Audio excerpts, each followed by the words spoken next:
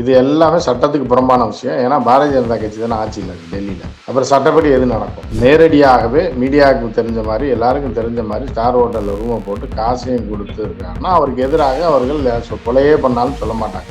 இவரோட ஃபியூச்சர் எப்போ தெரியும்னா தெருவில் நிற்கும் போது தெரியும். அப்பா ஐயோனாலும் அப்பானாலும் வராது, இவர்கள் வாழ்க்கையை தொலைத்து விடுவார்கள். எல்லாருடைய ஃபோக்கஸுமே வந்துட்டு ஆதவ் மேலதான் போயிட்டு இருக்கு அப்படின்றாங்க.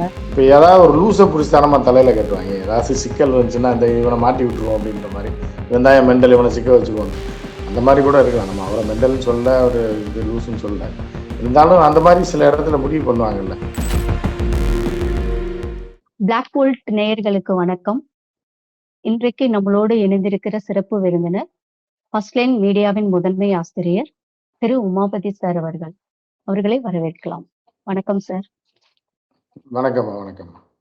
இப்போ தமிழ்நாட்டுல இந்த கரூர் விஷயம் இருக்குல்ல சார், இந்த விஷயத்துல கரூர் நெரிசல் விஷயத்துல சிபிஐ ஆபீஸ் வந்து சென்னையில இருக்கு சார். ஆனா டெல்லியில போய் அவங்களை கூப்பிட்டு விசாரிக்கிறதுக்கான காரணம் என்னவா இருக்கும், நோக்கம் என்னவா இருக்கும்ன்றது உங்களுடைய பார்வை? அதாவது என்னன்னா, எப்பவுமே விசாரணைக்கு குற்றம் சம்பவம் நடந்த இடத்துக்கு போவாங்க. சம்பவம் நடந்த இடத்துல யார் யார் மீதெல்லாம் சந்தேகம் இருக்கோ அது, அதுக்கப்புறம் யார் புகார் கொடுப்பாங்களோ அவங்கள விசாரிப்பாங்க, யார் மீது புகார் கொடுத்தாங்களோ அவங்கள விசாரிப்பாங்க. இது எல்லாமே முதல் கட்டமாக காவல்துறை சம்பவ இடத்துக்கு போய் தான் விசாரிக்கும். ஸோ அந்த வகையில் கரூரில் சம்பவ இடத்துல போய் அந்த இதெல்லாம் பார்த்தாங்க. இந்த இடத்துல நடந்தது, கூட்டம் நடந்தது, இறந்த இடம், அது ஹாஸ்பிட்டல் எல்லாத்தையும் பார்த்தாங்க. அங்கே போய் டாக்டர் சில பேர்ட்டெல்லாம் விசாரணை பண்ணாங்க. ரைட், அது முடிஞ்சிச்சு. அது முடிஞ்ச உடனே இந்த சம்பவத்திற்கு காரணமான விஜயை விசாரிக்க வேண்டும். ஏன்னா விஜய் தான் பிரைம் மேன், பிரைம் அக்யூஸ்ன்னு சொல்ல முடியாது. விஜய்னால தானே அந்த கூட்டம் வந்தது. சும்மா இருக்க இல்லாம காய்கறி கடைக்கு வர்றதுக்கு வந்தாங்க, அது ஒன்றும் இல்லை. அப்போ விஜயை பார்ப்பதற்காக ஒரு கூட்டம் கூடுது. அந்த கூட்டத்தில் 40 பேர் செத்துட்டாங்க அப்படின்னா இது காரணமானவர் விஜய். விஜய் வந்ததுனால தான் அந்த கூட்டம் வந்தது. ஸோ அந்த வகையில் விஜயை விசாரித்திருக்க வேண்டும், விசாரிக்கல. அதற்கப்புறம் தமிழ்நாடு கவர்மெண்ட்டும் தமிழ்நாடு போலீஸும் விஜயை எஃப்ஐஆர்லேயே சேர்க்கல. அது என்ன காரணம்னு தெரியல. ஸோ அப்படி இருக்கும்போது இவங்க என்ன பண்றாங்கன்னா, சிபிஐல அதே ட்ராக்லேயே போயிட்டு இந்த யார் மேலெல்லாம் எஃப்ஐஆர் இருக்கோ, அந்த மாவட்ட செயலாளர், மீதி அந்த புஷி ஆனந்த், ஆதவர்ஜனா, இவங்க மேலெல்லாம் வழக்கு யார் மேல இருக்கோ அவங்கள வந்து விசாரிக்கணும். அவருடைய அலுவலகத்துக்கு வர வச்சிருக்கணும், இல்லைன்னா ஏதாவது பொது இடத்துல வச்சு விசாரிக்கணும். ஆனா டெல்லியில போய் விசாரிக்கின்றதே இதுவே சட்டத்துக்கு புறம்பானது மாதிரி தான் இருக்கு. எப்படின்னா, இப்ப சராசரி மனிதன், ஒரு சாதாரண மனிதன் எப்படி டெல்லிக்கு போவான்? ஃபிளைட்ல போயிட்டு வர முடியும்? அவன் 3 ட்ரெயின்ல தான் போக முடியும். ட்ரெயின்ல போனா அவனுக்கு ரிசர்வேஷன் கிடைக்கணும். அவன் இங்கேருந்து போறதுக்கே 3 நாள் ஆயிடும். அப்புறம் அங்கே போய் ரூம் போட்டு தாங்கணும், திருப்பி சொல்லிட்டு திருப்பி 3 நாள் வரணும். அப்போ 10 நாள், ஒரு வாரம் இருந்தா மட்டும்தான், குறைந்தபட்சம் ஒரு வாரம் ஸ்பெண்ட் பண்ணா மட்டும்தான், பணத்தையும் செலவழித்தால் மட்டும்தான் ஒருத்தர் போய் டெல்லியில ஆஜராகணும். அது மிகப்பெரிய ஒரு தவறான முன்னுதாரணம். இது சம்பவ இடத்திலேயே விசாரிச்சாதான் சாட்சிகள் கொடுப்பான். அங்க லோக்கல் மக்கள்கிட்ட சிபிஐ அதிகாரிகள் ஒரு 4 பேர் வராங்க அப்படின்னா அவங்களுக்கு ஈஸி. அவங்களுக்கு கவர்மெண்ட் காசு கொடுத்துரும், ஃபிளைட்ல வருவாங்க, கார் எடுப்பாங்க, அவங்க சிபிஐ ஆஃபீஸ் கார் எடுத்து விசாரிச்சுப்பாங்க.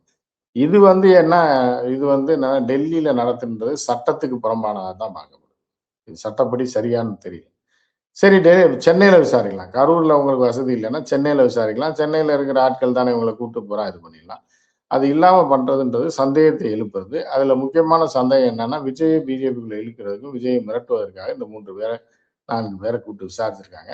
அடுத்த கட்டமா இது 3 நாள் விசாரிக்க வேண்டிய விஷயமே கிடையாது. இருந்தாலும் அதுல நம்ம தலையிட முடியாது. விசாரணையை எத்தனை நாள் வேணாலும் பண்ணலாம். அப்படி இருக்கும்போது விஜயை கூப்பிட்டு இன்னும் விசாரிக்கல. அடுத்து விஜயை டெல்லிக்கு அழைத்து விசாரித்து மிரட்டுவதற்கான திட்டங்கள் தயாரா இருக்கு. அது எப்ப நடக்கும்னு தெரியல. அதுக்கு காரணம் விஜய் பணிஞ்சு போயிட்டா விட்டுருவாங்க, இல்லைன்னா அவர் மேலும் மேலும் விசாரணைக்குள்ள வளையத்துக்குள்ள வருவார். Okay sir. அப்ப அடுத்து அவருக்கும் சம்மன் அனுப்புவாங்க அப்படின்றத நம்ம எதிர்பார்க்கலாமா சார்? நிச்சயமா. ஏன்னா அவர் தானே பிரைம். இவரனால தானே கூட்டமே கூடியிருக்கு. இவர் தானே சுவிட்சை போட்டு போட்டு ஆஃப் பண்ணாரு.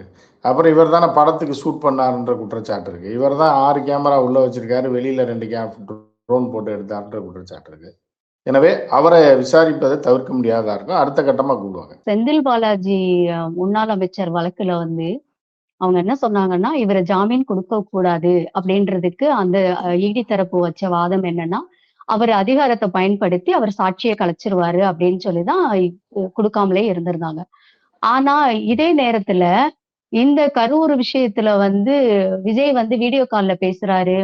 அந்த மாமல்லபுரம் கூப்பிட்டு அந்த 40, 41 குடும்பங்கள வச்சு பேசுறாரு. ஆறுதல் சொல்றேன் அப்படின்ற பேர்ல. அது எப்படி சார் இது இது எல்லாமே சட்டம் சட்டத்துக்கு அனுமதிக்குமா? புறம்பான விஷயம்.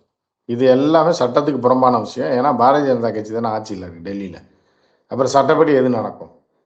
புரியுதா? இது எல்லாமே சட்டத்துக்கு புறம்பான ஒரு விஷயமா தான். ஏன்னா யார் அக்யூஸ்டாக கருதப்படுகிறாரோ, யார் வந்து அந்த கூட்டத்திற்கு கூட்டுவதற்கு காரணமா இருந்தாரோ, யாரை பார்க்க வந்து இறந்து போனார்களோ, அவங்க குடும்பத்தையே கூப்பிட்டு காசை கொடுக்குறாருன்னா, அப்ப காசு கொடுத்து கரெக்ட் பண்றாருன்னு தான் அர்த்தம். காசை கொடுத்து நேரடியாகவே மீடியாவுக்கு தெரிஞ்ச மாதிரி, எல்லாருக்கும் தெரிஞ்ச மாதிரி ஸ்டார் ஹோட்டல்ல ரூமை போட்டு காசையும் கொடுத்து இருக்காருன்னா, அவருக்கு எதிராக அவர்கள் கொலையே பண்ணாலும் சொல்ல மாட்டாங்க. அப்படின்ற மாதிரியான ஒரு நிலை தான். 2வது அந்த தற்கொலை கூட்டமும் என்ன சொல்லுது அப்படின்னா, விஜய் நல்லா இருந்தா போதும், என் பிள்ளை செத்தா பரவாயில்லன்ட்டு. ஸோ அந்த அதுக்கு உங்க மாதிரியான ஒரு பாணியிலேயே கூட்டம் பதில் இருக்கு. சொல்லுங்க சார். அதுதான் அந்த மாதிரியான ஒரு கூட்டம், அந்த தற்கொலை கூட்டம் இருக்கும்போது, அதையும் பார்த்துக்கிட்டு சிபிஐயும் பார்த்துக்கிட்டு இருக்கு, மத்திய அரசும் பார்த்துக்கிட்டு இருக்கு அப்படிங்கும்போது, இவர்கள் அரசியல் ஆதாயத்திற்காக எதை வேண்டுமானாலும் செய்வாங்க அப்படின்றதுல அது ஒரு ஒரு உதாரணமா நம்ம பார்க்கலாம். ஏன்னா காசையும் வாங்கிட்டு, பிள்ளை செத்தா பரவாயில்ல, புருஷன் செத்தா பரவாயில்ல, பொண்டாட்டி செத்தா பரவாயில்ல, அம்மா செத்தா பரவாயில்ல அப்படிங்கும்போது, அடுத்த கூட்டம் எப்ப நடத்துறாரு விஜய் எங்க ஊர்லன்ற ரேஞ்சில் தான் இருக்குது. புரியுதா? எங்க ம். ஊர்ல நடத்த மாட்டாரா? அப்படின்ற ம். மாரி ஏக்கம் கொண்ட பெண்கள் நெறைய இருக்காங்க, ஆண்களும் இருக்காங்க. ஸோ இப்ப வீட்ல வயசானவங்க ம். இப்ப இருக்காரு. இப்ப யாராவது ஒரு 50 வயசு, 45 வயசு, 60 வயசுல வேலை இல்லாம இருக்காருன்னா, சரி இங்க கூட்டம் நடத்துனா இவர அனுப்பி விடலாமே! அப்படின்ற ரேஞ்சில தான் அவர்கள் அவர்கள் ஓப்பனாவே சொல்றாங்க. இது வந்து மறைமுகமா சொல்றதுக்கு ஒண்ணும் இல்ல. ஸோ அந்த மாரி ஒரு கூட்டம் இருக்கு. அந்த கூட்டத்த வந்து தற்கூரி கூட்டத்த நம்ம என்னதான் பண்றதுன்னு தெரியல. இந்த இன்சிடென்ட் மகாபலிபுரம்லாம் இது முடிஞ்சதுக்கு அப்புறம், அவரு மீட் பண்ணி முடிச்சதுக்கு அப்புறம், அதே விஷயத்துல வந்துட்டு ஒரு கைக்குழந்தைய வச்சுட்டு ஒருத்தர் வந்து பேர் வைக்க போறேன் அப்படின்னு சொல்லிட்டு போனத, அப்புறம் எல்லாரும் துரத்தி அடிச்சதையும் நம்ம வந்து பார்க்குறோம். இது இந்த மாதிரி வந்து அ அந்த அந்த கட்சியில உள்ளவங்க ஏன் அப்படி இருக்கிறாங்க? இல்ல இந்த மாதிரி தான் நோக்கமா இருக்குமா? தலைவர பார்க்கறது மட்டும் தானா? இல்ல அதற்கு மேலயா? அப்படின்னு யோசிக்க வேண்டியது இருக்கு இல்ல, சார். இல்ல. உங்க அதாவது பார்வை என்ன சார்? என்ன அப்படின்னு பார்த்தீங்கன்னா, இன்றைய தலைமுறை வந்து போன தலைமுறையில வந்து எல்லா குடும்பத்திலயும் 6 பிள்ளைங்க, 7 பிள்ளைங்க, 8 பிள்ளைங்க இருந்தாங்க. 8, 10ன்னு இருந்தது. அதுக்கப்புறம் அது 3, 4ன்னு ஆச்சு. அப்புறம் 2, 3ன்னு ஆச்சு. அதுக்கப்புறம் அந்த காலகட்டத்தில வந்து இந்தியா பெருசா வளர்ச்சி அடையல. ஒவ்வொருத்தரும் படித்து முன்னேறணும், வேலை செய்யணும், உழைக்கணும். அப்பதான் அடுத்த கட்டத்துக்கு போ முடியும். அடுத்த வளர்ச்சிய நோக்கி போன ஜெனரேஷன் முடிஞ்சு போச்சு 90ரோட. இப்ப 90க்கு அப்புறம் என்ன 90ல கூட அது அப்படியே போயிட்டு இருந்துச்சு. போயிட்டு இருக்கும்போது என்னன்னா, இப்ப 2000 தாண்டுன கிட்ஸ் இருக்காங்கல்ல. இவங்க வந்து என்ன அப்படின்னா, 2000 தாண்டி இருக்கக்கூடிய 2005க்கு அப்புறம் பிறந்தவங்கனால, இவர்களுக்கெல்லாம் என்னன்னா, எந்த விதமான கஷ்டமும் இல்லாம ஒரு சூழல்ல இந்த உலகம் இயங்கிட்டு இருக்கு. பிஇ படிக்கிறான். பிஇ படிச்சுட்டா வேலை கிடைக்காது. அந்த காலத்துல வேலை கிடைக்காது. அதுக்கு முயற்சி பண்ணணும், பரீட்சை எழுதணும் இப்படிலாம் இருக்கும். இப்ப அப்படி கிடையாது. டக்குனு ஒரு ஆப்ப டவுன்லோட் பண்ணி போட்டான்னா, ஒரு பைக் எடுத்துட்டு டெய்லி 500, 1000 சம்பாதிக்கிற மாரி இருக்கு. அவன் ஃபியூச்சர பத்திலாம் கவலைப்படல. நம்ம பிஇ முடிச்சிருக்கோம், அத முடிச்சிருக்கோம், இத முடிச்சிருக்கோம். அடுத்து இந்த தொழில்ல நம்ம அடுத்த கட்டமா எப்படி வரலாம்லாம் இல்ல. இன்னைக்கு வைத்த வேலைக்கு இன்னைக்கு ரூ. 500 கிடைக்குதா? அப்படின்றவனுடைய புத்தி எப்படி ஒரு வளர்ச்சியை நோக்கி இருக்காதோ, அந்த மாரியான ஒரு பிள்ளைங்க, 2 பிள்ளைங்க இருக்கும்போது, அவர்கள் வந்து அவர்களை வந்து என்னன்னா, கஷ்டம் தெரியாம வீட்ல வளர்த்துட்டாங்க. வீட்ல வளர்க்கும்போது என்ன ஆகுதுன்னா, அவர்கள் வந்து இந்த மாரி தான் தோன்றித்தனமான ஒரு ஜெனரேஷன் உருவாயிருக்கு இப்போ. இது இங்க மட்டும் இல்ல, எல்லா இடத்துலயுமே. இந்த மாரியான ஒரு ஜெனரேஷன் நம்ம இந்தியால வளர்ந்துகிட்டே வருது. வளரும் மாநிலங்கள்ல பூராமே இருக்கு. இவர்களுக்கு அரசியலும் தெரியாது, சினிமாவும் தெரியாது, எதுவுமே தெரியாது. அவனுக்கு எது பிடிச்சிருக்கோ அதுதான் உலகம்னு நெனச்சுட்டு இருப்பான். இத வச்சே நம்ம வாழ்க்கைய ஓட்டிடலாம்னு நெனச்சுட்டு இருப்பான். அவனுக்கு 24 வயசு, 25 வயசு ஆகி ஒரு கல்யாணம் பண்ணணும், ஒரு குடும்பம், நாளைக்கு வயசாகும், எல்லாரையும் பாதுகாக்கணும், நம்ம வேலைக்கு போணும், ஒரு லட்சியத்த அடையணுன்ற எந்த விதமான விஷயம் இருந்திருந்தா, இவன் வந்து பொது அறிவு இவனுக்கு வளர்ந்திருக்கும். புதுசா இவன் வந்து வீடியோ பார்க்க வேண்டியது, சோசியல் மீடியால வீடியோ பார்க்க வேண்டியது, YouTubeல பார்க்க வேண்டியது, ரீல்ஸ் போட வேண்டியது, சினிமா பார்க்க வேண்டியது. காசு இல்லைன்னா, ஏதாவது Swiggy, Zomatoல டெம்பரரி வேலை உடனே கிடைக்கும்.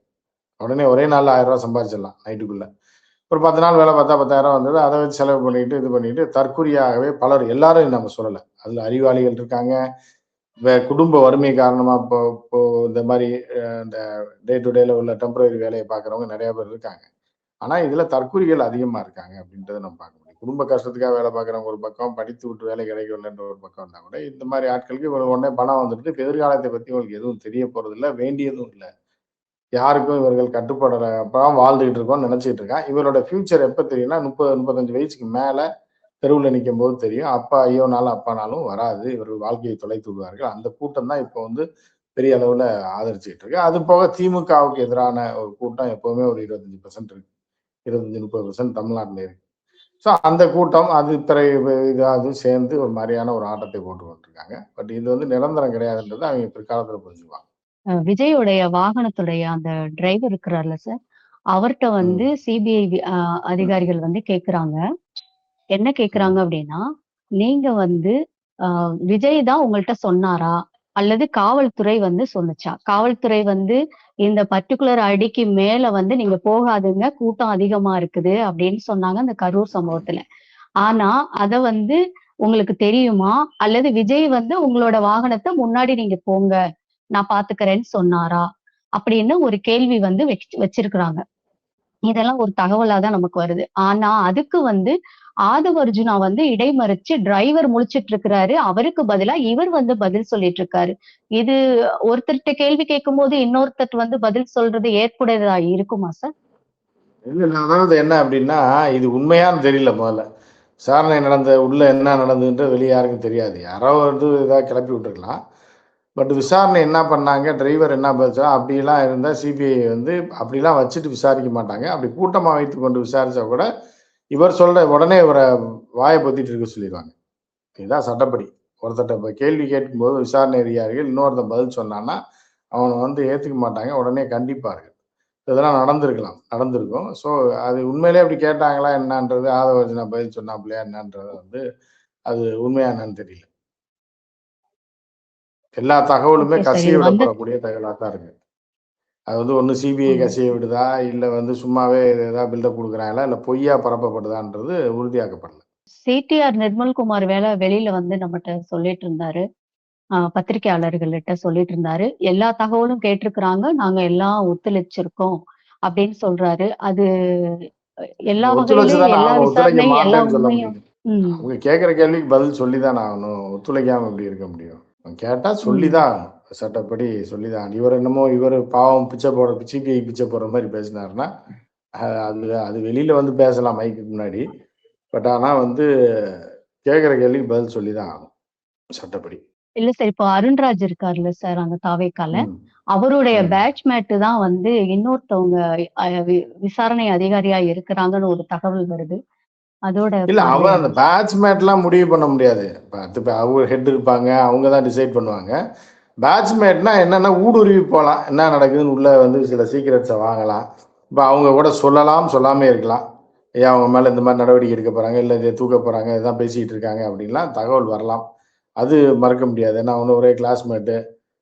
"என்னா மச்சான் என்ன நடந்துச்சு?" நம்ம ஸ்கூல்ல, காலேஜ்லலாம் கேட்பாங்கல்ல. "ஆமா மச்சான் அவன தூக்கி உள்ள வைக்க போறாங்க. இல்ல உன் தலைவன தூக்கி உள்ள வைக்க போறாங்க." இந்த மாரி தகவல் வர்றதுக்கான வாய்ப்பு இருக்கு. அது வந்து எப்படி நடக்குதுன்னு நம்ம பொறுத்து இருந்து தான் பார்க்கணும். ஒரு தகவல் வருது சார். அங்க ஆதவ்ட்ட கேட்டாலும் சரி, அ புஷியானந்துட்ட கேட்டாலும் சரி, டிரைவர்ட்ட கேட்டாலும் சரி, எல்லாருடைய ஃபோக்கஸுமே வந்துட்டு ஆதவ் மேல தான் போயிட்டுருக்கு அப்டின்றாங்க. அது ஆதவ் அவ்ளோ இல்ல இல்ல முக்கியமான ஆளா அதாவது இருக்கிறாரா? இல்ல முக்கியமான ஆளா இல்லம்மா. இப்ப ஏதாவது ஒரு லூச புடிச்சு தானம்மா தலையில கட்டுவாய்ங்க. ஏதாவது சிக்கல் வந்துச்சுன்னா, இந்த இவன மாட்டி விட்டுருவோம் அப்படின்ற மாரி. இவன் தான் என் மெண்டல் இவன சிக்க வச்சுருவோன்னு.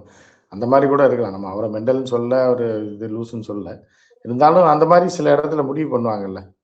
சரி எல்லாரும் எல்லாம் மேல இருக்கவன் பார்த்துக்குவான், மேல இருக்கவன் பார்த்துக்குவான்னு கூட சொல்லியிருந்திருக்கலாம். எல்லாம் யார் கேட்டாலும் என் பேர சொல்லுங்க நான் பார்த்துக்கிறேன்னு கூட சொல்லியிருந்திருக்கலாம். அதனால எல்லாரும் ஆதவர்ஜுனாவ காட்டலாம். ஸோ என்ன அப்டின்னா, அந்த புஷி ஆனந்த் கூப்பிட்டு கேட்டப்ப அவர் சொல்லிருக்காரு, "நான் பெர்மிஷன் மட்டும் தான் கேட்டேன். அத வாங்கி குடுத்ததோட என் வேல முடிஞ்சிருச்சு. அந்த பஸ்ஸுக்குள்ள இருந்து எல்லாம் இயக்குனதெல்லாம் நிர்மல்குமாரும், ஆதவர்ஜுனாவும் தான். அவங்கள தான் புடிச்சு விசாரிச்சீங்கன்னா உண்மை தெரியும்" அப்படின்னு. ஸோ அது இப்ப முதல் கட்ட விசாரணை நடந்திருக்கு. ஆனா சிபிஐ இதே உண்மையான தகவல் வேணும்னு நெனச்சா இந்த கேஸ்லலாம் அப்படி பண்ண மாட்டாங்க. இல்லன்னா ஏதோ ஐஸ்ல படுக்க வச்சு சினிமாலலாம் பார்த்துருப்பேன். விஜயகாந்த் படத்துலலாம். ஐஸ்ல படுக்க வச்சு கைய கட்டி அடிப்பாங்க. அந்த மாரிலாம் பண்ணுவாங்க. ஆனா இப்பலாம் பண்ண மாட்டாங்க. ஏன்னா, ஆதவர்ஜுனா அந்த அளவுக்கு ஒரு குற்றவாளி கிடையாது. இந்த மாரி வந்து இருக்கு. பட் என்ன நடக்குதுன்னு நம்ம பொறுத்து நம்ம பார்க்கணும். Okay sir. இப்போ இந்த கரூர் விஷயத்துக்கு முன்னாடி விஜய் பேசுனது வந்து ஒன்றிய அரசுன்னு சொல்லியிருந்தாரு. ஆனா, இந்த கரூர் இன்சிடென்ட்க்கு அப்புறம் வந்து அவரு மத்திய அரசுன்னு சொல்லியிருக்காரு. நீங்க அத நோட் பண்ணீங்களா? இல்ல அது ஆமா. அது அப்புறம் இப்ப அவங்க ஓனர பத்தி ஓனர் தப்பு சொல்ல மாட்டார்லம்மா. காசு குடுக்குற ஓனரே பகிச்சுக்க முடியாதுல்ல. முதல்ல லைட்டா பேசி பார்த்துருப்பாரு. இல்ல அது ஒத்து வராது அப்படின்னோனே மாறிடுவாரு அவரு. விஜய் எல்லாம் ரொம்பலாம் மிரட்ட வேணாம். அவங்க லைட்டா இது பண்ணாலே போயிருவாரு. ஆமா, கொடநாடு இன்சிடென்ட் ஞாபகம் வரும்ல. கை கட்டி நின்னதெல்லாம் ஞாபகம் வரும்ல. ஆமா. கொடநாடு, அப்புறம் இங்க போனது, ஜெயலலிதா இப்ப ஆஃபீஸ்ல வெளியில உட்கார்ந்திருந்தது மணிக்கணக்கா. அதெல்லாம் ஒரு பயம் இருக்கும். அதுக்கே பயந்தவரு இப்ப சிபிஐ, டெல்லி அப்படின்னு அங்க போய் உட்கார வச்சுட்டாங்கன்னு வைங்க ஒரு 15 மணி நேரம். அப்படியே ஆடி போயிருவாரு. அதனால அவங்க ஆள் தான் அது. அவங்க தான் இயக்குறாங்க. அது அப்படியே இப்ப கொஞ்சம் கொஞ்சமா போய் அந்த கடல்ல கரைஞ்சிருவாரு. அது இன்னும் கொஞ்சம் வெயிட் பண்ணணும். ம். Okay sir. இப்போ அவர் வந்து இந்த சிபிஐ விசாரணையில ஏதாவது எனக்கு சம்மன் வருமா? சம்மன் வருமான்னு சொல்லிட்டு அவரு கேள்வி கேட்டுட்டு இருக்கிறதாக ஒரு தகவல் வந்திருக்கு. சம்மந்தப்பட்டவங்கள்ட்ட பேசிட்டு இருக்கிறதாக ஒரு இல்ல தகவல் வந்திருக்கு. கேள்வி கேட்கிறாரோ, கேள்வி கேட்கலையோ, ஆனா அவர விசாரிச்சு ஆவாங்க. ஒண்ணு அது வீட்லயா, இல்ல டெல்லி கூட்டு போய் விசாரிக்க போறாங்களான்றது, அவர் நடந்துக்கிற விதத்த பொறுத்து இருக்கு. அவர் பிஜேபியோட அவர் என்ன மாரியா இது பண்றாரோ, அதுக்கு தகுந்த மாரி எலக்ஷன் நெருங்க நெருங்க அதுக்கு தகுந்த மாரியான விசாரணை பண்ணுவாங்க. இப்போ இந்த தாவேக்காவுக்கும், திமுகவுக்கும் இந்த தீய சக்தி, தூய சக்தின்னு ஒரு ஒரு ஸ்லோகன் சொல்லிட்டு இருக்காரு. அத பத்தி உங்க பார்வை என்னன்னு சார்? இல்ல அது பழைய கத தானே. அதாவது அதுக்கப்புறம் யாரு தீய சக்தின்னு மாறிடுச்சே. அதாவது அவரு தூய சக்தின்றாரு, இவர் தீய சக்தின்னு சொல்றாருல்ல. இப்ப விஜய் தூய தீய சக்தியா மாறிட்டார். அவ்வளவுதான். எப்படி சார் சொல்ல முடியுமா? அப்படிதான் சொல்ல முடியும். அதான் இவர் தூய சக்தின்னாரு, தீய சக்தின்னு அவங்கள சொன்னாரு. திருப்பி இதே கன்டினியூஸா அவர் சொன்னாருன்னா என்ன ஆகும்? தூய தீய சக்தின்னு தானே ம். வரும். அப்படிதான் அது. விஜய் இப்போ தான் விஜயும் நாங்கலாம் வந்து தாவேக்காவும் தூய தீய சக்தி. இப்ப நாங்கலாம் வந்து தாவேக்கா தலைவர் விஜய்ன்னு சொல்லணுமா? அல்லது நடிகர் விஜய்ன்னு சொல்லணுமா சார்? எது கரெக்ட்டா அவர் தான் இருக்கும்? கட்சி ஆரம்பிச்சிட்டாருல்ல. தாவேகா தலைவர் விஜய் தான். அவர் கட்சி ஆரம்பிச்சிட்டாருன்னா அவர் தலைவர் தான். அவர யாரும் அசைக்க முடியாது. அதுக்கான வேலைகள அவர் பார்த்துட்டு இருக்காரு. அப்படின்ற மாரி அவர் கட்சி தலைவர் ஆயிட்டார்ல இப்போ. இனி அவரு நடிகர் விஜய்ன்றது முடிஞ்சு போச்சு. இந்த இப்ப 9ஆம் தேதியோட நடிகர் விஜய் முடிஞ்சு போயிரும். அதுக்கப்புறம் கட்சி தலைவரா இருக்காரு. திருப்பி 2027ல நடிகர் விஜயா மாறுறதுக்கு வாய்ப்பு இருக்கு. அது அப்ப பார்த்துக்கலாம். எப்படி கூப்பிடுறதுன்னு. இந்த கேள்வி தான் சார் அடுத்து வைக்கலான்னு. அதுக்குள்ள நீங்க பதில் சொல்ட்டீங்க. கண்டிப்பா சார். இதோட இது இது அவரு ஜனநாயகன் படம் இதோட அவரு முடிப்பாரு. படம் நடிக்கிறத நிறுத்துவாருன்றத அ நம்மள மாதிரி ஆட்கள் அவர் வந்து நம்பல. சொல்லியிருக்காரு. அவர் நம்மள சொல்றாரு. மாதிரி ஆட்கள் நம்பல. முடிவு வேற மாரி இருக்கலாம்ல. அமிதாப் பச்சன்லாம் போயிட்டு 5 வருஷம் கழிச்சு திருப்பி அலறி அடிச்சு ஓடி வந்தாரு. இந்த மாரி நெறைய பேர் ரஜினிகாந்த் இந்த படம் தான் லாஸ்ட்டுன்னு சொல்லியிருக்காரு. உறுதியா சொல்லல. அதுக்கப்புறம் நடிக்க மாட்டாருன்ற மாரி சொன்னாங்க. திருப்பி வந்துட்டாரு. இப்ப அதுக்கப்புறம் 10 வருஷமா நடிச்சிட்டு இருக்காருல்ல. அது மாரிலாம் எல்லாமே இயற்கையும், சூழலும் தான் முடிவு பண்ணும். ஆனா என்னோட நம்பிக்கை என்னன்னா, அவரு 2027ல நடிகரா என்ட்ரி ஆவாருன்னு நெனைக்கிறேன். பார்ப்போம் சார். மீண்டும் ஒரு நிகழ்ச்சியில் ம். சந்திப்போம் சார். நன்றி. நன்றி. நன்றி.